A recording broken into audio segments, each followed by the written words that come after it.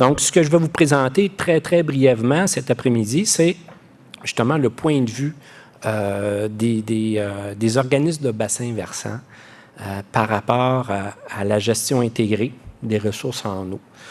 Et donc, ce que je vous présente dans les prochaines minutes, c'est le cadre, disons, général de fonctionnement.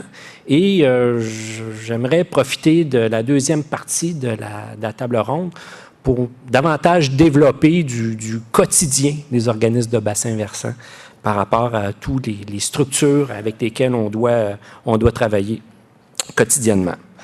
Donc, au Québec, comme partout ailleurs dans le monde, mais peut-être un peu plus tardivement qu'ailleurs, dû à la surabondance de les ressources en eau, on s'est rendu compte, après l'ère d'industrialisation, que la gestion dite sectorielle s'est avérée inefficace pour contrer les problèmes de pollution de l'eau. Donc, des pertes d'usage. On a assisté à des pertes d'usage dues à la dégradation de la qualité de l'eau. On a assisté aussi à la dégradation des écosystèmes associés à l'eau, notamment les milieux humides. On a perdu des hectares et des hectares, des centaines et des milliers d'hectares de milieux humides de long de Saint-Laurent. On a assisté aussi à des conflits d'usage qui sont associés tantôt à la quantité, mais aussi souvent au Québec, étant donné qu'on a des hivers relativement rigoureux, on a des conflits d'usage sur la gestion des inondations. À l'époque, dans les années 70-80, lorsqu'il se produisait un embarque sur un cours d'eau, la municipalité qui était affectée par l'inondation, donc en amont de l'embarque, comme on dit au Québec, on ne se cassait pas trop la tête, c'est qu'on engageait un artificier qui allait poser de la dynamite, faisait sauter l'embarque, puis tout partait, et sans se soucier des dommages que le coup d'eau provoquait en aval. Donc, ça a généré des conflits là, vraiment importants là, entre les municipalités d'amont vers l'aval. Et aussi, on a aussi des problèmes strictement de gestion des risques associés aux inondations. Souvent, le problème, une obstruction peut-être sur le territoire d'une municipalité, alors que les conséquences de ce problème-là, de cette obstruction-là, causent des dommages sur une municipalité voisine. On s'est rendu compte aussi que les limites administratives ne tiennent pas compte des limites territoriales des bassins versants. Et traditionnellement, les usagers et les gestionnaires agissent en vase clos, sans avoir une vision d'ensemble des enjeux. Donc, chacun gère son petit territoire sans trop se poser la question si ces usages ont une répercussion sur l'usage du voisin.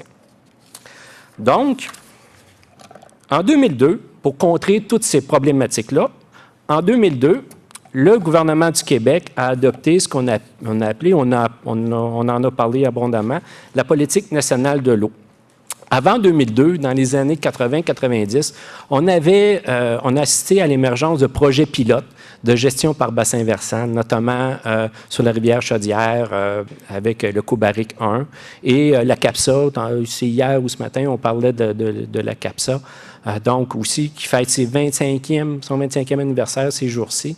Donc, ce sont des projets pilotes qui ont servi un peu de base à la politique nationale de l'eau qui, essentiellement, instaurait 33 zones de gestion intégrée de l'eau par bassin versant sur le territoire du Québec méridional. Et attaché à ces 33 zones de gestion, le gouvernement reconnaissait l'existence et finançait d'une façon minimale, 33 organismes de bassin qui devaient élaborer un plan directeur de l'eau en collaboration avec les acteurs du milieu. Ensuite, de 2002 à 2009, donc les organismes, les 33, ont travaillé fort avec les acteurs du milieu pour élaborer les plans directeurs de l'eau. Et le regroupement des organismes de bassin versant de l'époque et qui existe toujours, a toujours eu comme vision d'avoir des organismes de bassin versant sur l'ensemble du territoire québécois.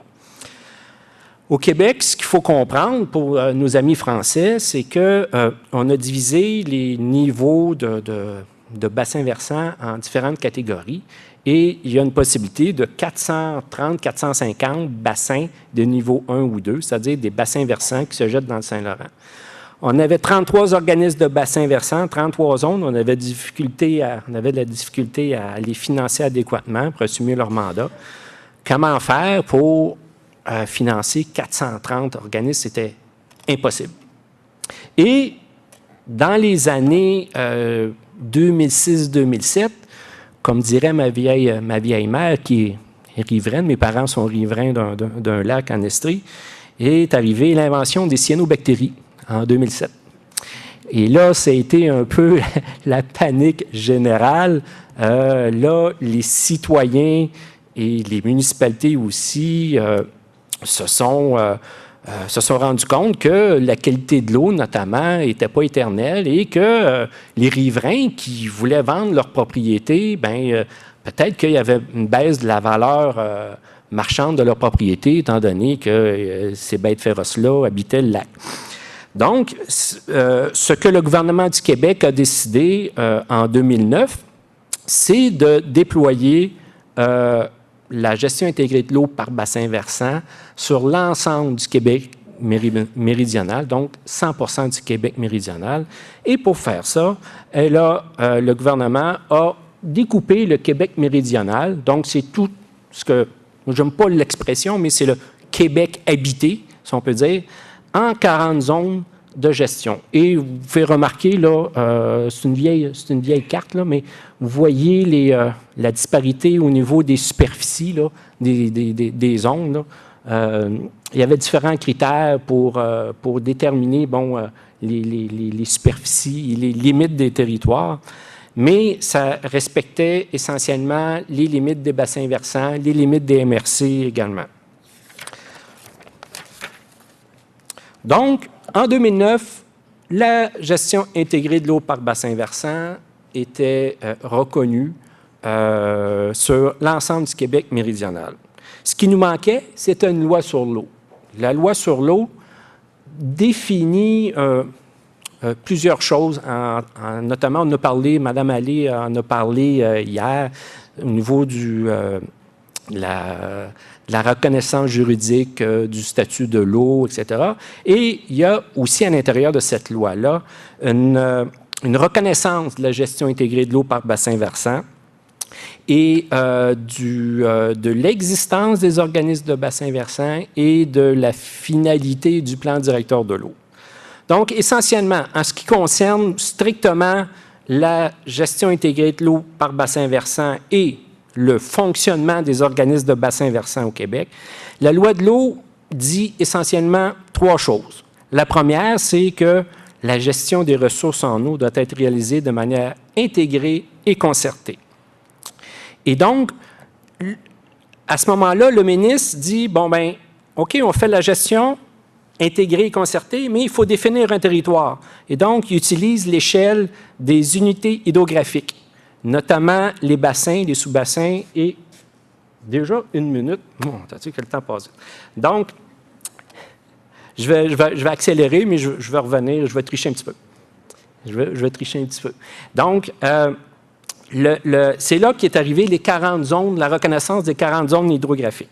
Et pour chacune de ces unités hydrographiques-là, le gouvernement a reconnu l'existence et a donné le mandat aux organismes de bassin versant d'élaborer et d'assurer la mise en œuvre des plans directeurs de l'eau. L'approche qui est utilisée au niveau de la gestion intégrée de l'eau par bassin versant se résume en trois axes. La première approche, c'est une approche transversale, c'est-à-dire qu'on prend en compte les besoins des usagers et aussi des écosystèmes. Donc, on englobe l'ensemble, là, on tient compte de l'ensemble des besoins, autant de nature anthropique que écologique. Ensuite, on a une approche de partenariat. On demande aux acteurs de l'eau de travailler en concertation et aussi en mode de conciliation, parce que souvent, il y a des enjeux qui sont conflictuels. Donc, à ce moment-là, on doit parler de conciliation. Et enfin, une approche participative, c'est qu'on regroupe les acteurs du milieu, c'est-à-dire le monde municipal, le monde économique, le monde communautaire, notamment les organismes à caractère environnemental et les citoyens, à l'intérieur d'un organisme de bassin versant qui discute de gestion et de planification des usages de l'eau. Ensuite, il y a une participation citoyenne qu'on veut la plus importante possible. Par contre, on a des difficultés à amener le citoyen à adhérer à la démarche. Et enfin, il y a une mise en œuvre du plan directeur de l'eau par les acteurs du milieu. Là, je vois François qui trépigne.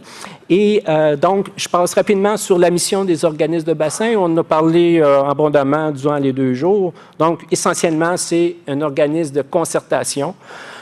L'organisme de bassin versant est souvent à tort considéré comme un organisme environnemental parce que nous sommes financés par le ministère de l'Environnement, mais essentiellement, on est un organisme de concertation de l'ensemble des usages de l'eau et non pas uniquement de l'aspect écologique des usages de l'eau.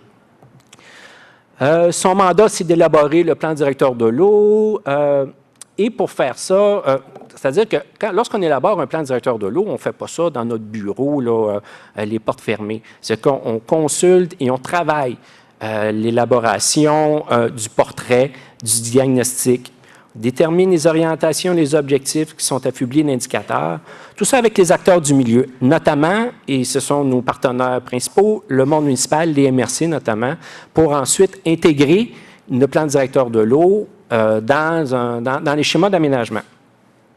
Donc, il faut s'assurer de la concordance du plan directeur de l'eau avec les autres exercices, notamment les SAD. Et c'est d'ailleurs, la loi sur l'eau demande aux MRC de tenir compte des plans directeurs de l'eau dans leur exercice de planification. Sauf que la loi ne définit pas ce qu'elle entend par tenir compte.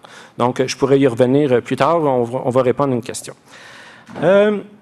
Donc, en conclusion, la gestion intégrée de l'eau par bassin au Québec permet d'obtenir une vision beaucoup plus globale des problématiques d'usage de l'eau. Elle permet de connaître, de comprendre les effets cumulatifs des usages, notamment sur les habitats. Permet surtout à l'ensemble des acteurs, y compris les citoyens, de participer au processus de planification des usages de l'eau à l'échelle de leur bassin versant. Tantôt, je vous ai parlé de 40 zones de gestion intégrée de l'eau par bassin versant, mais à l'intérieur de ces zones-là, il y a différents bassins versants, notamment en ce qui concerne l'OBV Charlevoix-Montmorency. J'achève 30 secondes. On a décidé de diviser le territoire en fonction des bassins versants et chaque bassin versant va avoir son propre plan directeur de l'eau. C'est beaucoup plus de travail pour nous, mais on pense que c'est comme ça qu'on va faire adhérer les acteurs du milieu. Voilà, ça fait le tour. J'espère que je n'ai pas été trop court.